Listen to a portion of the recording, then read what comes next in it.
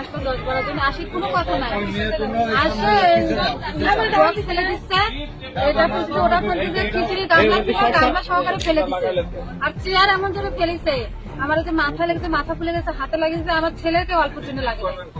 মনে করেন ভালোভাবে তো একটা বলবে যে তোমরা এখন বাজাও না, একটু পরে বাজাও, তাহলে আমরা শুনতাম। ভুল তো মানুষের হয় না।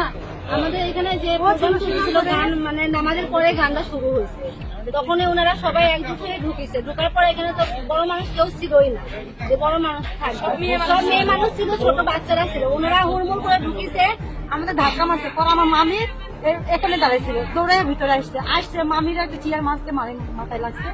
আর আমার মেয়ে মানুষ, আমি একটা ছেলে মানুষ, উনি মুরব্বী হয়ে কেন আমার গায়ে এরকম করে হাত ধরে ধাক্কা দিয়ে আমার পাড়া দিতে। আমার স্বামী করছে তুমি সরে যাও, তুমি সরে যাও, আমি আছি। তো মামা আপনি পুরো পা ধরি, মামা থেমে দেন, মামা ইয়ে করেন না, তো এরকম ভাঙচুর করেন না মামা, এটা সব লোকের জিনিস আপনারা ভাঙেন না মামা। অনেক রিকোয়েস্ট করছে আমার স্বামী, তারপরে ওরা শোনে নাই, বস মূর্তি ভাঙতে গেছে। তখন তারপরে আবার আমরা মেয়ে মানুষ সামনে দেখেছি, মেয়ে মানুষ বাড়ি থেকে সব দৌড়ার ভিতরে আসছে, আমাদের এই মেয়েগুলেন, এই ছোট ছোট মেয়েগুলেন ওখানে মূর্তি ভাঙতে গেছে। তখন হচ্ছে কি আমরা আবার সামনে গেছি, তখন আমার স্বামী বলতে না তুমি সব নিয়ে আমি পাই পারো। তখন ওরা 40 জন লোক আসে, তখন এই পর্যন্ত লোক